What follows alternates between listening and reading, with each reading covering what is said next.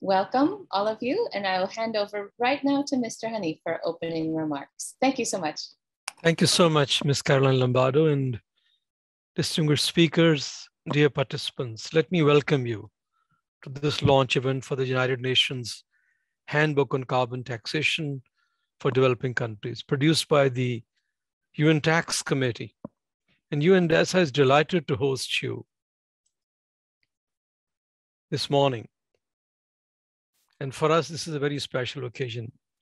On Sunday at the UN Climate Change Conference, COP26, the world will come together to further discussions on how to tackle the challenge of climate change, as CSG has called it, the defining challenge. The ambition is big. As the Secretary General has stressed, all countries and sectors need to decarbonize by 2050. Taxation is an important tool to drive a sustainable and just transition to low carbon economies. Governments should aim to tax carbon emissions and polluting activities rather than people or income. Introduce fair royalty regimes in extractive activities and shift subsidies away from activities that damage the environment. But this has to be fair and just and responsive to the needs of developing countries. In his recent report, Our Common Agenda, the Secretary General makes an urgent call for all countries to implement carbon pricing mechanisms and ultimately to set a carbon price. He also encourages group of G20 to create an international carbon price floor. Distinguished participants, the UN Tax Committee in its 2017-2021 membership has already made a significant contribution to facilitating this transition. The committee's new handbook fills a major gap as there was no comprehensive international guidance or carbon taxation specifically thought for developing countries. We're excited that this important tool will now be available to all countries that are considering carbon taxation as part of their sustainable development strategies or in their fiscal reforms. The UN Tax Committee develops guidance with special attention to developing countries with a sustainable development focus. And the UN Handbook on Carbon Taxation was developed in the same spirit and in a multi-stakeholder, multidisciplinary way. It focuses on carbon taxation, a relatively simple way to price carbon emissions that can rely on the existing administration in place for fuel and excise taxes. And that's a key strength of this handbook. And it also provides options rather than prescriptive guidance, noting that there is no one-size-fits-all solution to sustainable development, and options can be adapted for use in different political economies and contexts. We are thankful to the committee and wider UN tax community for this unique work. As many of you will know, the new membership is currently meeting in session to deliberate and decide on its work plan for the next 4 years. I'm delighted to report that the committee has decided to continue work on environmental taxation in the coming years. Let me conclude by thanking everyone who has made this handbook possible. My profound appreciation goes to the members of the subcommittee on environmental taxation that supported the committee in developing this handbook. You will meet them, some of them later on. I would also like to thank our team in the Secretariat, in our Financing for Sustainable Development Office, who worked tirelessly to support this publication. We would not have been able to achieve these results without the contributions of the wider UN tax community, including member states and other partners and stakeholders. My special thanks to Norway for its generous financial support to the UN Tax Committee, its subcommittees, and of course, related capacity building work. Dear participants, I have just one request for you. You are our valued stakeholders, and we welcome your views and suggestions during our discussions today. Your voices and experiences are vital to ensure that UN guidance is timely, practical, and addresses the priorities and realities faced by developing countries in their efforts to achieve the 2030 agenda. We look forward to an engaging discussion today with this very distinguished panel. Thank you for your engagement, participation, and presence today. Back to you, Caroline. Thank you so much, Navid. I would like now to introduce for opening remarks, Mr. Per Fredrik Faro, Director for Department of Partnership and Shared Prosperity, Norwegian Agency for Development Cooperation, NORAD. Over to you, please, Mr. Faro. Thank you. Thank you so much. And also thank you for an excellent introduction to which there is really hard to add much value, but I will try. Ladies and gentlemen, dear colleagues, I am delighted to join you all in discussing this excellent report. We are hopeful that it will effectively guide more countries towards introducing or improving carbon tax measures at the country level as a means to address our alarming climate change challenges. I particularly want to thank the UN Tax Committee, Subcommittee on Environmental Tax, and ESA as the Secretariat for excellent work in finalizing this report. And I have to say I was delighted by the news that this work on environmental taxation will be continued through the next period. As the world starts to recover from the pandemic, we are facing a global divergence. The richer parts of the world will be back on its pre-pandemic path in 2022. Lower income countries, meanwhile, are on current trends expected to continue to lag behind for many years to come. We need to change those trends. Financing the SDGs was always going to be challenging. Now, given the effects of the pandemic, the situation is even more grave and even more forceful measures are required. In parallel with the financing challenge, we are facing a climate emergency which requires us to drastically cut greenhouse gas emissions globally and halt and reverse the loss of nature as well. This daunting task requires all tools at our disposal, and we consider effective taxation one of the more powerful ones. In Norway, carbon tax our carbon tax features prominently as part of our own national strategy for the green transition. And we are also, because we believe strongly in this approach, highly committed to scaling up support on this agenda through development cooperation. The Addis Ababa Action Agenda recognized the need to focus on tax as a development issue. And since 2015, we have, to follow up on that, doubled our tax-related development assistance.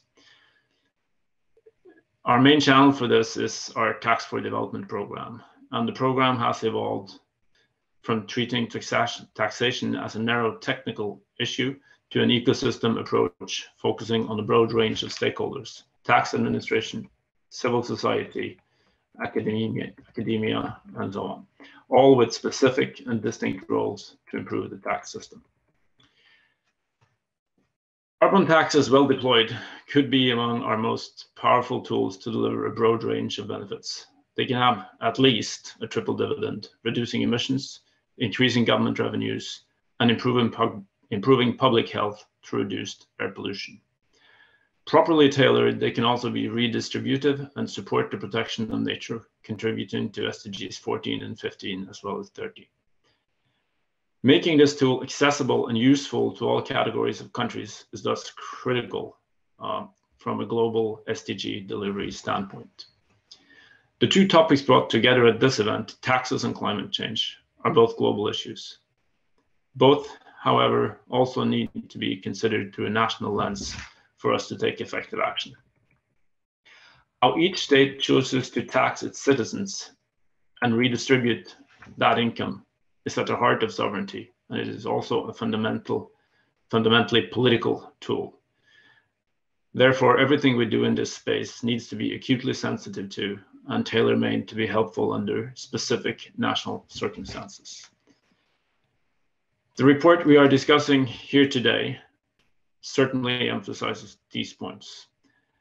The committee has done important work to jointly define the issues of carbon taxation and present solutions that are fit for developing countries. This will influence how we think about this issue and how we collaborate to implement. And again, we would certainly love to see the Tax Committee continue to take this kind of convening role. Now the rest of us as well need to find out how to work together, drawing among other things on this handbook to drive change. We all have important roles to play. Countries wishing to implement reform must be given access to the necessary tools, advice, and investment. Development partners must be ready to contribute at scale.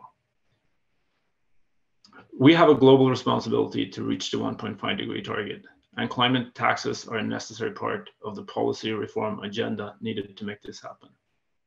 We must start today, but have realistic expectations and phase in a way that is socially equitable and politically acceptable.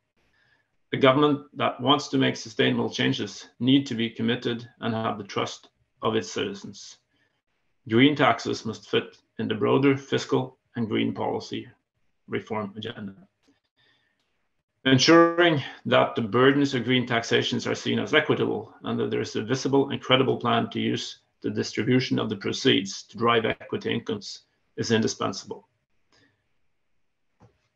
Again, congratulations with the launch of this handbook. We will continue to be a partner to the UN Tax Committee and support the subsequent capacity development, further elaboration on environmental taxes and their implementation. Thank you everyone for your time, your fantastic efforts. And I really do look forward to hearing the panel's views on the role of environmental taxes in the recovery after the pandemic. Thank you so much.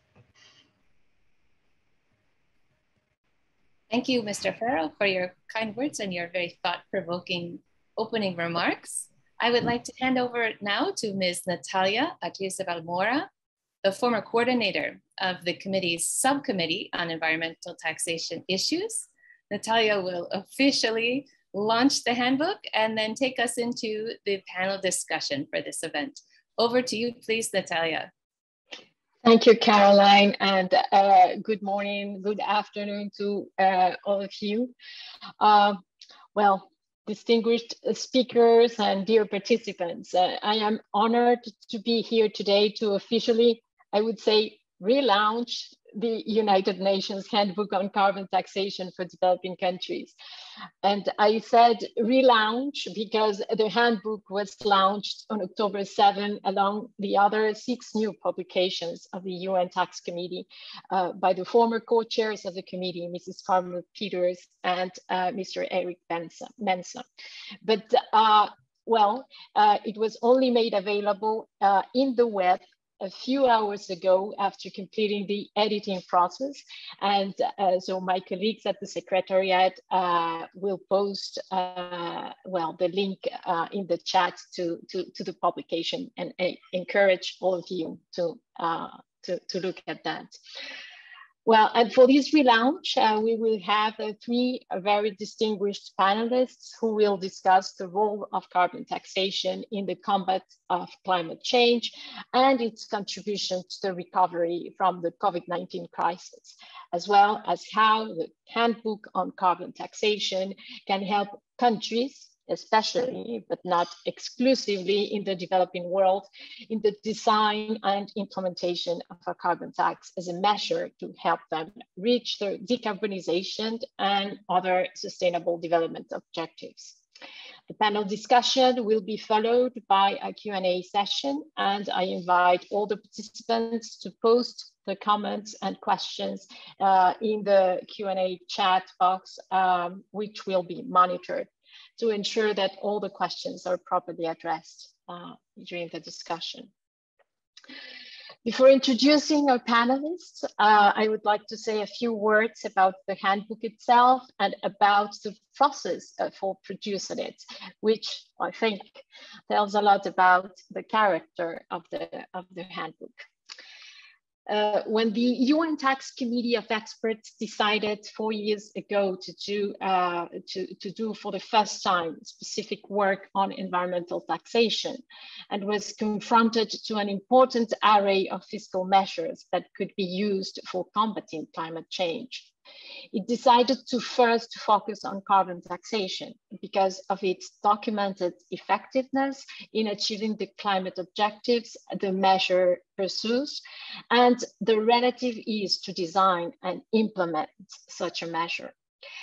The decision taken by the committee 4 years ago was a courageous one, given the background expertise of the majority of its members, including myself, who was not an expert on the field. But immediately after having taken the decision to carry out this work, a number of experts came forward to generously offer their expertise and technical and practical knowledge to support the committee on this important task. Today, I would like to thank, on behalf of the UN Tax Committee, those persons who joined the subcommittee on environmental taxation throughout these 4 years to contribute to this handbook. They came from very different backgrounds, current and formal. We had current and formal officials from ministries of finance, of environment, from tax administration agencies. We also had people from the academia, from civil society, from business. And they came forward to provide their different views with a common goal in mind: to produce practical guidance for countries on the decision to introduce a carbon tax. In this sense, the UN Handbook on Carbon Taxation is a true reflection of the UN spirit. The literature on carbon taxation is numerous, but what distinguishes the handbook is its practical character. In fact, the handbook addresses the topics policymakers and tax administrations often face when deciding whether to introduce a carbon tax, as well as the elements they may confront when designing and administering such a carbon tax. So in the handbook, readers can find topics like an overview of carbon pricing measures, including, market-based mechanisms such as the carbon tax and the ETSs, but also other mechanisms. And they can find, well, what are the pros and cons of such measures. They can also find considerations to gain public support to carbon taxation measures. They can also find all the elements that one should take into account when designing a carbon tax, including a fruitful discussion on how to set the tax rates. They can also find the measures and examples of measures to address unwanted effects or potential unwanted effects of carbon taxes, as well as the revenue use or revenue use measures linked to the carbon tax. They can also find a very useful discussion of the interaction of carbon taxes with other measures like fossil fuels or subsidies. And they finally can find very practical examples of carbon taxation in different countries, both developed and developing countries. So with that, I encourage all of you to look at the publication. And as you heard earlier from Mr. Navid Hanif, well, and Mrs. Caroline Lombardo, the current membership of the UN Tax Committee, decided to continue to work on this important field. And I wish the new membership of the committee, well, all the luck in pursuing this very important task. And with that, I would like then, well, introduce our panelists and go to the very important discussion with them. So First, we have Mrs. Marlene Parker. Marlene is a former member of the UN Subcommittee on Environmental Taxation and a former and current member of the UN Tax Committee of Experts. Marlene is currently Chief Tax Counsel for Legislation in the Tax Administration of Jamaica. She's a lawyer, a good friend, and she provided very important views when participating in the subcommittee on environmental taxation. Very important views from the seats countries. Then we will have Mrs. Suzanne Ackerfeld. Suzanne is also was also a very distinguished member of the Subcommittee on Environmental Taxation. She's senior advisor at the Ministry of Finance in Sweden, and she has more than 25 years of experience working on carbon taxation, but also on other energy taxes. And she was instrumental to the production of this handbook, not only because of her knowledge and expertise, but because she orchestrated the great participation of other Swedish officials with a lot of expertise too in the work of the subcommittee. And finally, we will hear from Mr. Rodrigo Pizarro. Rodrigo was the technical editor of the handbook on carbon taxation. He's a former member of the UN Subcommittee on Environmental Taxation as well. He's currently a consultant on environmental taxation issues, but he was when working for the Ministry of Environment in Chile,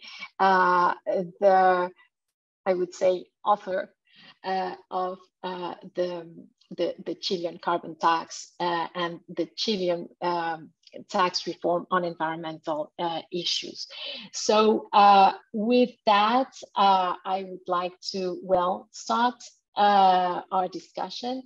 And I would like to address the first question to Marlene. And as I said before, Marlene comes from Jamaica. Jamaica is a small island development state that faces very particular challenges when it comes to climate change. So I would invite Marlene to talk to us about those challenges and how the handbook on carbon taxation that we are relaunching today can contribute to the current discussions they're having in Jamaica about the introduction of a carbon tax or other environmental issues in the country. So Marlene, the floor is yours. Thank you, Natalia, and thanks for the invitation from the Secretariat. I too am really very happy to see the launch or the relaunch of this publication. It was a great experience working on the subcommittee, and I'm happy to be here with Susanna and Rodrigo. So my presentation will focus a bit on Jamaica's environmental context, and then the specific threats that we are facing and we expect to continue to face if there's no intervention in this issue from a global perspective. And I'll also look at some of the initiatives that Jamaica has undertaken or is involved with in order to stem the impact, the devastating impact of climate change. And then finally, how we think the handbook can help us should we decide to introduce a carbon tax. So let me just tell you a little about our environmental context. We have a very wide range of microclimates. We have over 900 endemic species of plants. We have 31 endemic species of birds, very diverse marine environment, scenic beauty. I've all seen the postcards, good coastal quality, which is beneficial to our tourist industry. And there is, of course, a spillover for employment benefits. But all of this now stands under threat. We are told in our latest report from the Green Climate Fund on Jamaica's country program that temperatures continue to increase. Rainfall, although there's currently significant year-to-year variability, it is expected that droughts are going to be longer. Sea levels are rising. Hurricanes, there has been a dramatic increase in hurricanes, and they are also becoming stronger. So what has been the impact? Well, our coastline is approximately 816 kilometers long, and most of the Jamaica's population inhabit those coastlines. And so we're looking at the ecosystems, the infrastructure, tourism, and other economic activities that take place on our coastlines. Our reef-related fishery industry is in danger of being impacted by climate change. We also are facing impacts like coral bleaching and storm damage to corals and other coastal marine ecosystems. Water resources are being threatened. We have been experiencing significant droughts in recent years, and those are likely to be exacerbated. And water, of course, is critical for agriculture, energy, mining and quarrying, manufacturing, tourism, housing, sanitation, health services, urban planning, development. And so that, of course, is you're talking about the entire national development of the country. These impacts will likely happen both to challenges in rainfall, due to challenges in rainfall patterns, as well as increased evaporation. How does this affect the rest of the people themselves?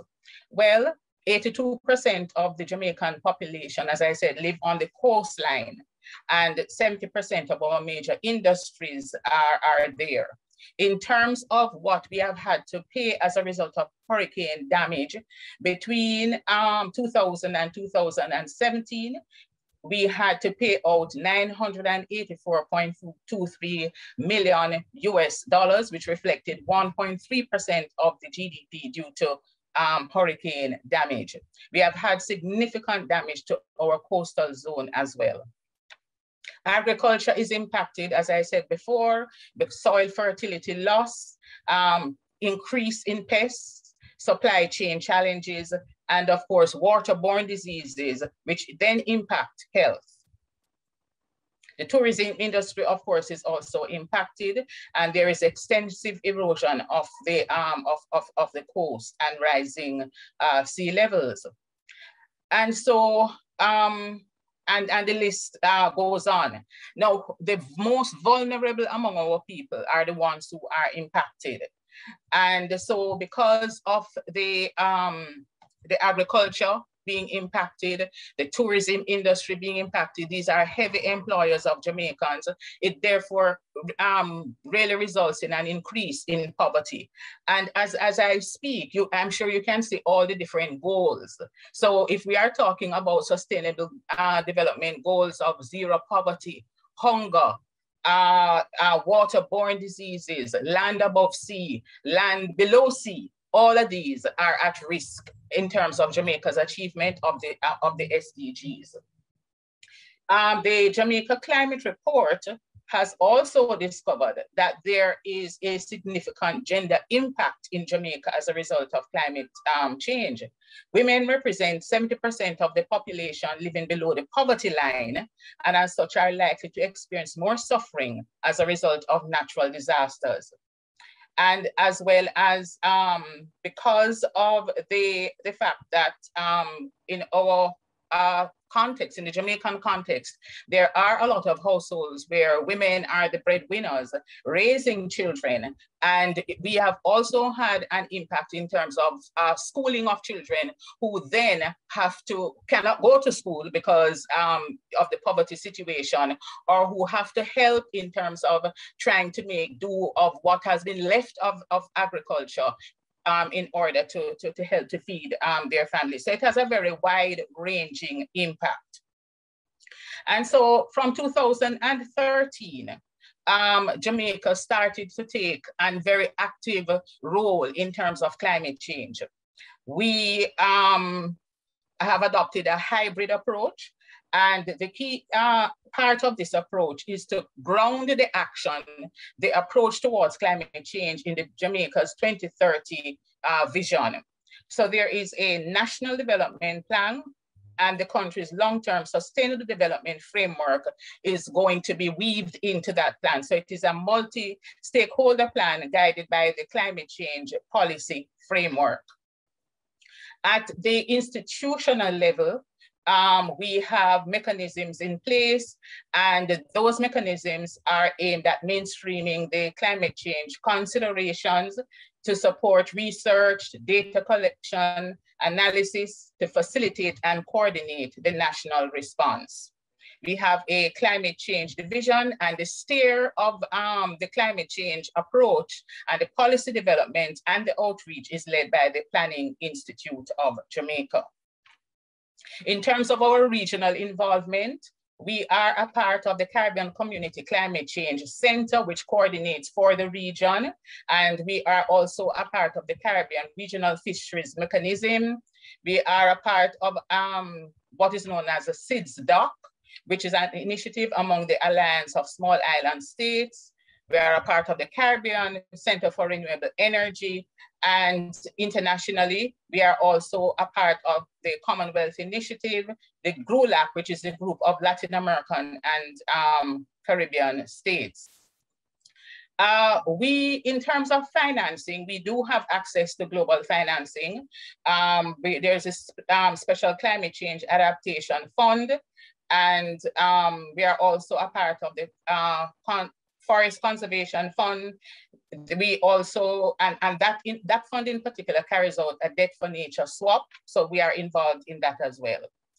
And we have received funding for climate change. However, limited fiscal space has left us with only 2 initiatives in Jamaica in terms of addressing, and they're not really addressing climate change as such, but more an attempt to raise sensitization about the environmental issues. And so we have a few, I think a lot of other developing countries have. We also have an environmental levy as well. And as I said, the objective of those were not to address particularly climate change, but just to raise to see what we could do in terms of, say, garbage disposal, or in terms of raising awareness, and of course the revenue impact that, because we needed to raise revenue at the time. And so therefore, in terms of the handbook, how can we benefit? Should Jamaica, and I should say that Jamaica is not at this time considering a carbon tax. However, we believe that it could be helpful in the future should we decide to go in that direction. The chapter 2, which looks at the introduction to policymakers, which will delineate all the elements of what a carbon tax regime should look like. That chapter, I think we would find very helpful even at this stage, because you have to start your research from a very, very early stage to determine whether or not a carbon tax is the way you wish to go. And so you need to consider it in an option in terms of looking at all the tools that you may have available to you. Certainly, how to generate public acceptability, which is chapter 3 of the handbook, I think would be very helpful. And when it comes to the design of a carbon tax as well, which the handbook sets to do, setting the tax rate, how to design a carbon tax in practice, revenue use, and of course, the interaction between carbon tax and other instruments. So the entire handbook, I think, would be a very useful guide to our policymakers in Jamaica to determine whether or not a carbon tax is in our best interest, or whether we should look at other ways of funding. I think we also have to look at the issue of corporate social responsibility at some stage, and how our corporations in Jamaica, it can weave the whole issue of carbon taxation or protection of the environment in their own deliberations, and having their own shareholders partaking in forming that focus for the corporations. So that is my intervention, Natalia.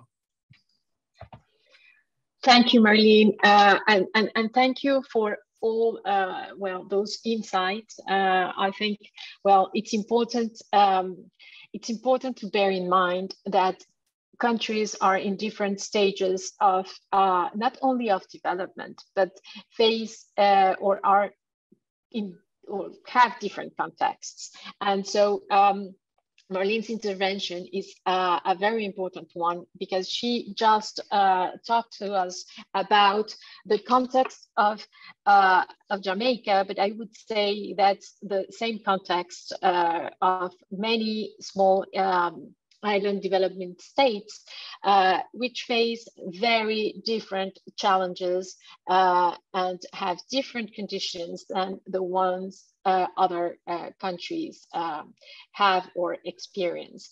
With that, but we also heard from Marlene not only about the challenges in terms of environmental protection and climate change, but we also heard from her about the work Jamaica is doing in trying to come up with the policies to address those challenges.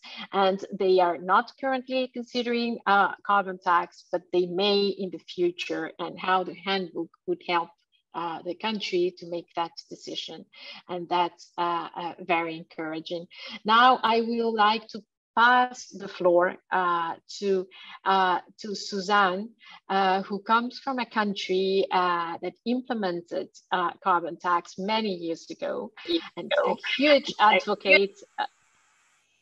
advocate of the carbon taxation. And I see that she already received a question in the chat that she will address in her intervention about the preconditions a country should have if or to introduce a carbon tax. So Suzanne, the floor is yours. Well, thank you very much, Natalia, and of course, very pleased to be on this panel. It's a very distinguished panel, and I've been very grateful to be on board on this train. In a way, I like to echo what the previous speakers were saying. I mean, I don't think anyone now needs to wonder why we need to do this. I mean, the world is facing a global climate crisis. Now we're into the hows. How can we do this? What tools are available? And this, like Natalia was pointing out, and also Mr. Hanif in the beginning, this handbook fills a real gap, because it fills a gap that is actually gives practical, hands-on an instrument to developing countries and also developed countries. I mean, we don't exclude them. I mean, everyone can learn to implement a tax. So, and a lot of good things have been said. I was nodding to myself, seeing that people picking up on things I had imagined I was saying. So maybe I will be repeating a few things.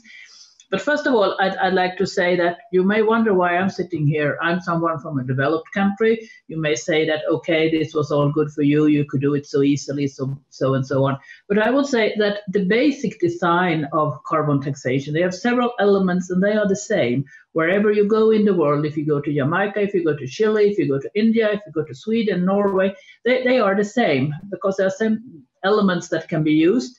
And also the ways on how to address the various concerns, the distributional effects we want to address, they are the same, no matter where in the world you are. And that's why I hope that you will listen to my experience.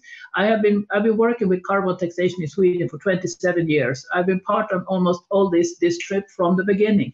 So I can share some insights on what we did, what was good and what was maybe not so good, but it has actually worked, because we have put a price on carbon, and by doing so, we have made sure that we have reduced the carbon emissions. We have reduced the greenhouse gas emissions during this period by close to 30%.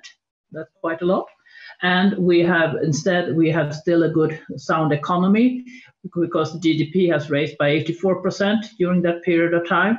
So I can tell you, like colleague of mine, Professor Thomas Sterner, always addresses saying that Swedes still sleep soundly at night, and I do think we do, most cases anyway, not due to the concerns about the carbon tax anyway. So it works. it actually works, and it gives revenues because it's a tax. It gives revenues, and you can use revenues. I mean, some of you are tax people out here, you know that you need revenues. And also the administrative simplicity, the administrative costs are low. So having said all this from the start, that's the picture, and that is, so yes, to address your primary question, Natalia, a carbon tax is a good tool, and it's a good tool for developing countries as well, so it definitely needs to be in the toolbox. So now having stated that from the start, I also would like to echo what I think it was Mr. Hanif who mentioned that there is no one size fits all. I mean, I've been in a country asking, oh, can we see your tax legislation so we can copy it? No, you cannot see the Swedish tax legislation right off because you cannot copy it right off. You need to look into your country's prerequisites, what kind of policy design you need to do in your country, your national conditions to make it work. And we have, like Natalia was pointing out, we have many examples in the handbook. We have practical examples from different countries, and to give you an idea of what you can do and what options that are available there.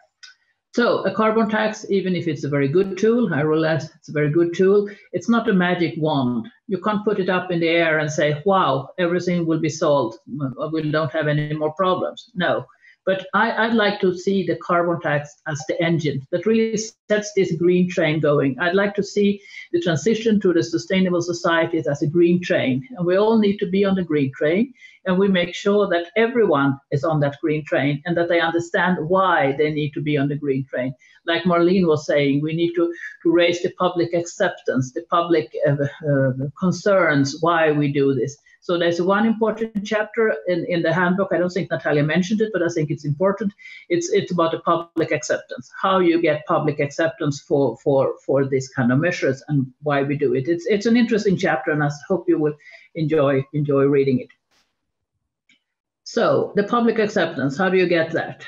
Well, you design packages. You see this engine, this make it all work, gets it going, but then you need to package it properly to ensure that there is public acceptance. Because if you don't package it properly, you just introduce the tax, you get a tax grab. People won't like it. They don't have any choices to do anything else.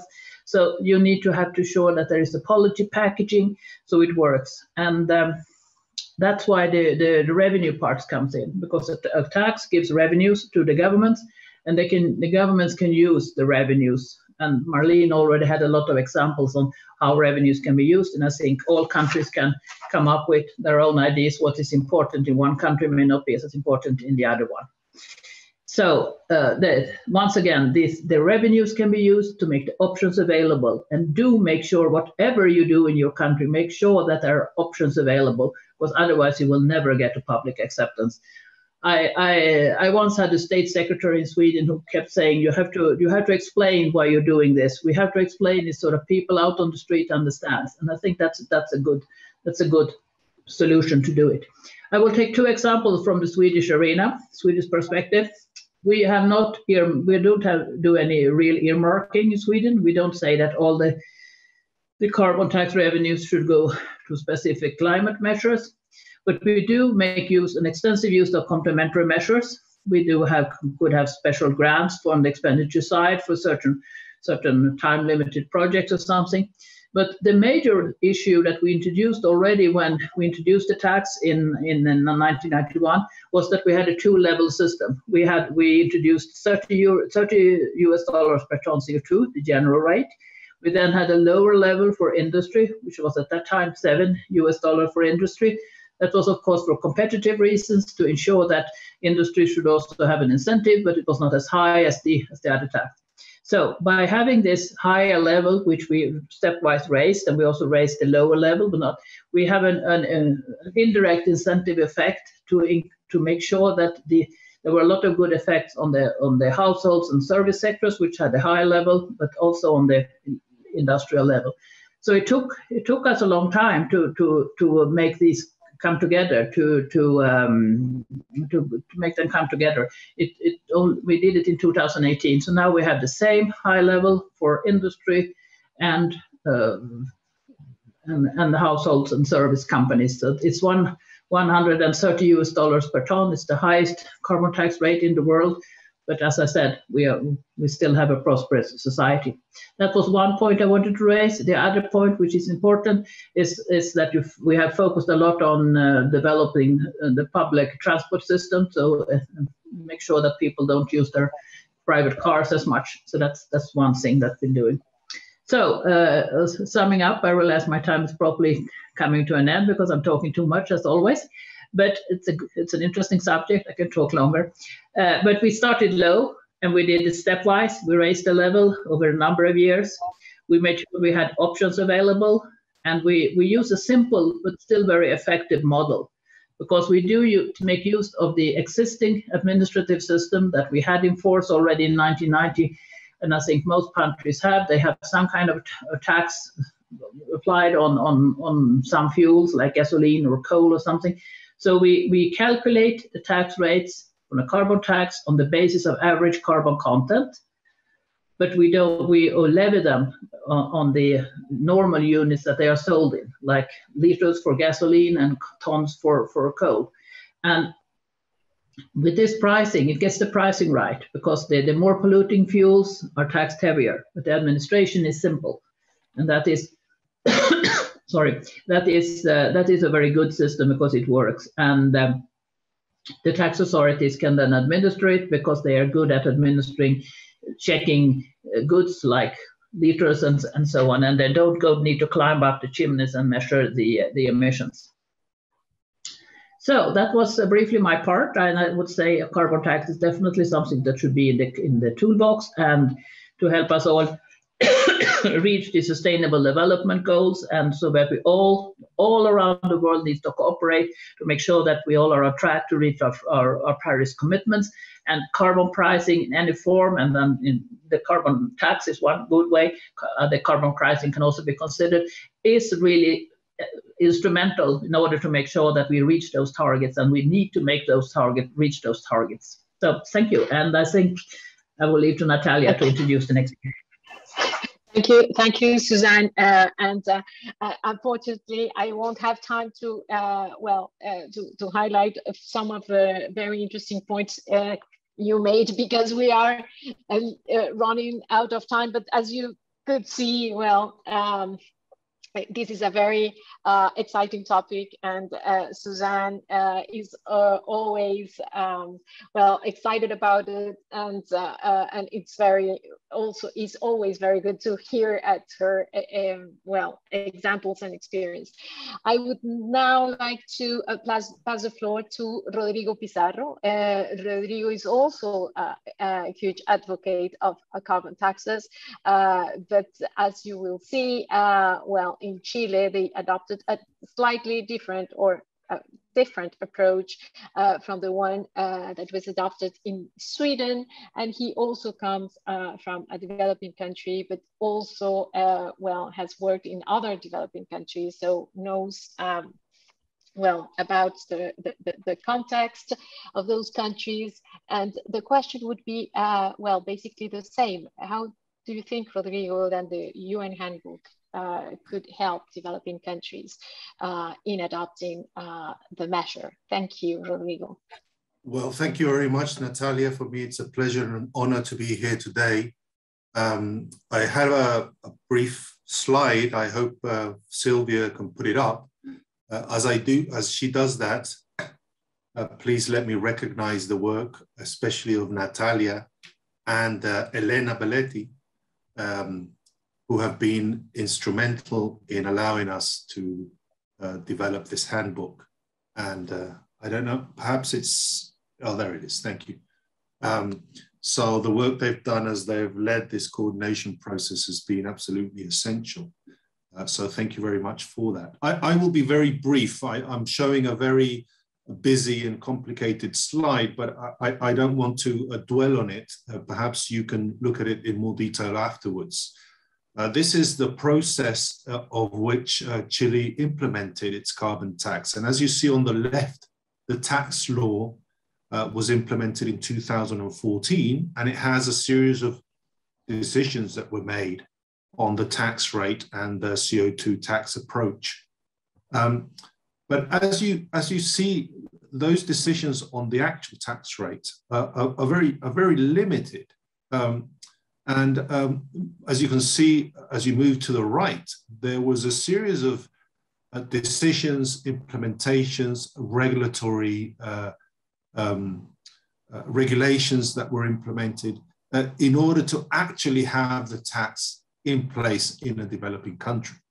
And this process continued until today, in which currently we're in a process of implementing a second reform, which you see there on the right, on the penultimate square. A tax reform was implemented in 2020, which actually redefines the tax liable entities and introduces the possibility of crediting or offsetting the tax with emission reduction projects and programs. So carbon taxation is much more flexible than people think. And also it's a long process in which you can develop and implement different approaches as you move forward.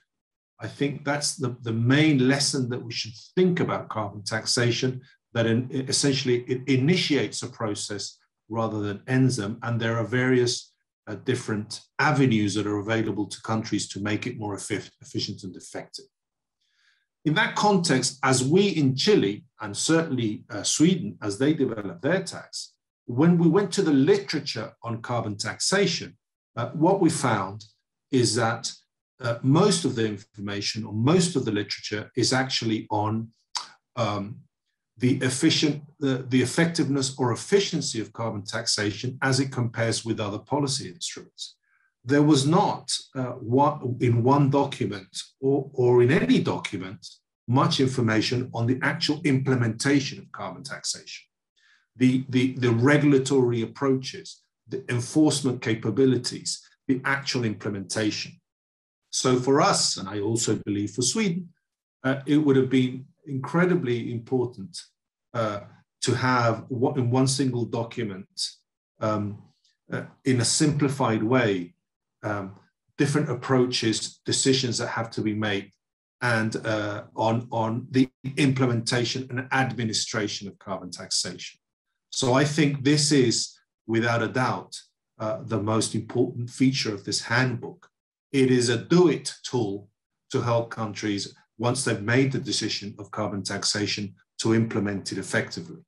And as they move across, as they move along in this process, as you can see in the case of Chile, you can see that you can move from the actual implementation of the law to the implementation of the registration system, to the first tax reports and receipts, towards new and different carbon taxation implementation features, such as this carbon credit law. So I very much think that the handbook is a live document.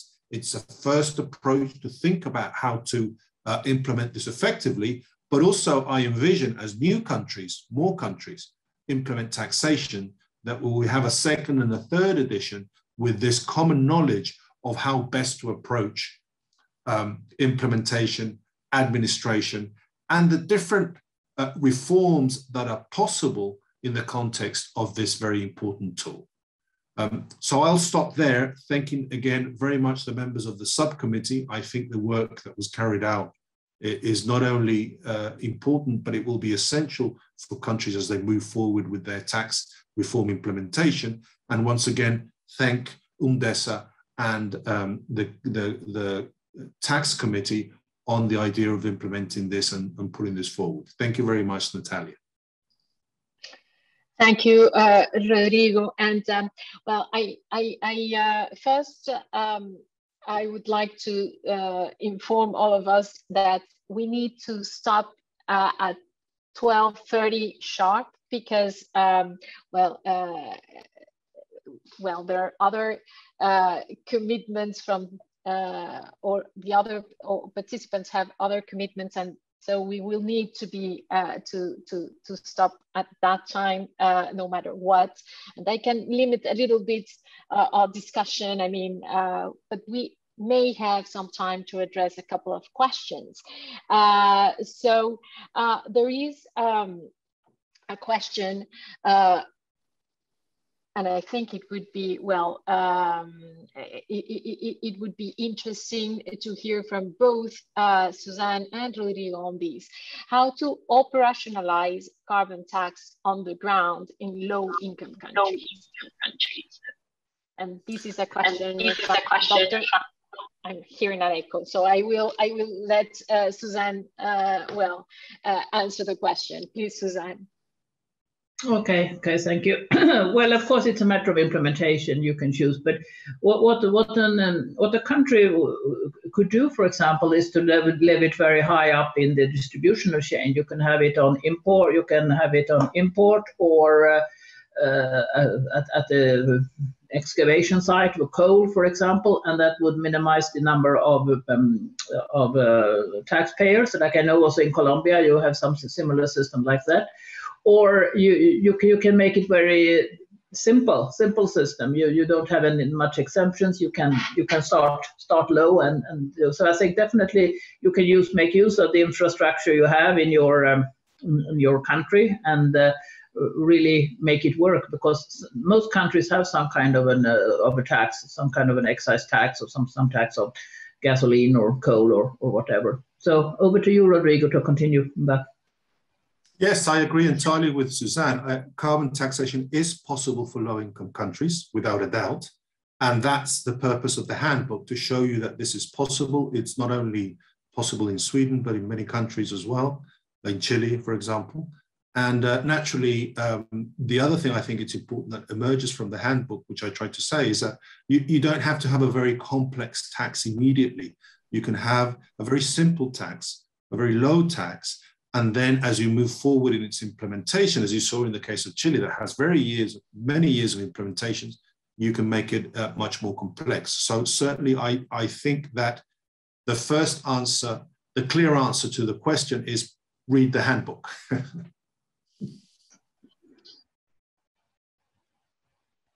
Thank you both. And there are many questions around the amount of revenue carbon taxes have represented, or the amount of revenue in both Sweden and Chile that come from carbon taxation. And so and related to that, there is a question, there is a specific question on how much revenue was raised in Chile from carbon taxes, but it is also a more broad question about how much money does, we could expect to be raised from carbon taxes if fully implemented. And especially considering that there are still a lot of tax expenditures via fossil fuel subsidies in place in many countries. So perhaps I would go first to Rodrigo for this question, addressing first how much revenue have been raised in Chile, and then to get your views on the amount of taxes that could be raised in light of the fossil fuel subsidies currently in place. Yeah. Well, of course, implementing a carbon tax should previously deal with some of the distortions that countries have, particularly with subsidies. So one should try and eliminate those subsidies first. In the case of the revenues, I would argue that the best carbon tax is the one that raises no revenue, of course, because it's an environmental tax, and our purpose is not exclusively to raise revenues, but rather our purpose is to change behavior in order to support climate change policies. Nevertheless, it takes considerable time for consumers and producers to change their behavior. So initially, there will be considerable carbon revenues. In the case of Chile, we have a carbon tax, which is very small, $5 a ton, and it covers about 40% of our emissions in the energy sector, essentially, and the revenue is around $200 million a year, which is not earmarked, and it goes to the national budget. Therefore, this has been an important issue, although the revenues are relatively low, in order to develop what I call the institutional infrastructure. However, today we're in the middle of a presidential election, and all the presidential candidates are suggesting a significant increase in the carbon tax, both for revenue issues and because of the commitment to our carbon neutrality in 2040. Thank you. Thank you, Rodrigo. And I will ask Suzanne, well, the same question. How much revenue have Sweden raised from carbon taxes? And perhaps the link with fossil fuels. Suzanne, please. Sure, of course, then I'm a lawyer and I don't have one of my economists at my side to give you exact revenues, so I'll have can't really give you that figure. But what we have done over the years is to make sure that the carbon tax, as it has been raised, the total tax on the fuels has been made more CO2 tax heavy. So we have raised, when we have raised taxes, we have raised the carbon tax, not really the general excise duty. And also I think, as Sweden is a part of the European Union, we also have emission trading scheme. And in those sectors that are covered by the emission trading scheme, there we don't levy the carbon tax. We don't believe we should have two instruments addressing the same emissions. But totally, if you look at the economic instruments that manages carbon emissions in Sweden, about 95% of all the emissions are covered by pricing, either by emission trading or by the national carbon tax. And also, if I may, Natalia, so a couple of the questions in the chat related to carbon border adjustments, and I mean that is one thing that's closely linked to carbon pricing. But the carbon pricing mechanisms can make sure that you take account of the pricing that has been paid in the third countries of import. So I mean they are really we want the carbon price the border carbon adjustments really want to encourage the continued use of carbon pricing in the third countries. So maybe not quite answer your question you wanted, but that's what I wanted to say at the moment. Well, thank you, Suzanne. And you're right. There are a couple of questions on carbon, on carbon adjustment, border adjustment. Unfortunately, we are running out of time because it would have been great to hear your experience on these, as you have been working very closely to that in the European Union. But before going or passing back the floor to Caroline for the closing remarks, there are a couple of questions about capacity building events regarding carbon taxation.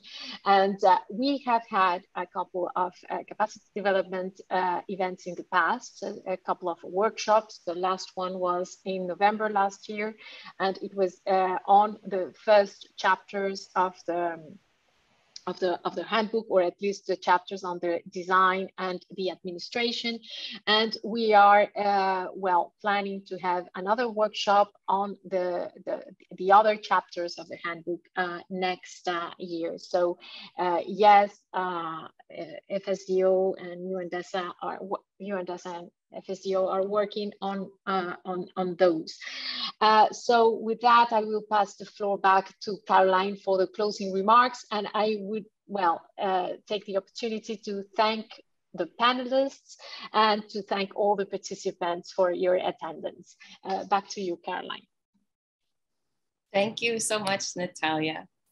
Distinguished speakers, dear participants, we've come to the close of this panel discussion and launch event on the UN Handbook on Carbon Taxation for Developing Countries.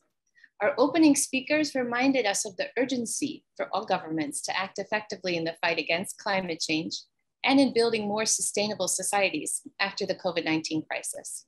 We also heard about the call by the UN Secretary General for all countries to set a carbon price. And we heard more broadly from a taxation and SDGs perspective about taxation as a powerful tool to achieve resource mobilization while reducing inequalities and promoting sustainable consumption and production patterns. The engaging panel discussion highlighted wide-ranging, far-reaching impacts of climate change in diverse contexts, and that there's no one-size-fits-all solution for governments in the decarbonization journey. We heard about the set of measures that Jamaica is considering to protect the environment and raise revenues in the process, and the choices made by two countries, Sweden and Chile. Although both countries decided to introduce a carbon tax, their specific situations led to different decisions in how to design and administer this important instrument. As we heard, the UN Handbook on Carbon Taxation is a tool that can help all countries in making these choices, including whether a carbon tax is the right solution for them. A carbon tax is an instrument that can be suitable for countries at all levels of development. In its simplest form, it can rely on existing infrastructure to levy fuel taxes and other excise taxes, which most countries in the world already have in place. It's simple to administer, has low compliance costs, and limits opportunities for informality and evasion. In its more complex form, it can help put in place monitoring and verification mechanisms and improve collaboration among different branches of government. Our congratulations again to the UN Tax Committee and its former subcommittee for developing this important tool. We're very confident it's going to help many countries in the years to come in making decarbonization choices that are right for them. The new membership of the committee has decided to continue this crucial work, also in light of the feedback that will emerge from countries beginning to use the handbook and from our capacity development activities Natalia has mentioned. My best wishes go to the committee and the newly established subcommittee on environmental taxation. I would also like to thank all speakers and panelists for sharing your thoughts and experience. And thanks to our moderator, Natalia, for leading us through this interesting discussion. My wholehearted thank you goes also to the government of Norway for making this handbook possible and for supporting many more committee products and related capacity development activities. Finally, let me conclude by thanking all participants for joining us on this special occasion and for asking great questions that enrich discussion. I hope this event has helped increase awareness of carbon taxation as an instrument to support transition to low carbon economies and societies. And we hope you take away inspiration and ideas about how to help your own country in the decarbonization journey. So thank you so much. And we look forward to seeing you at our next event. Take care and be safe.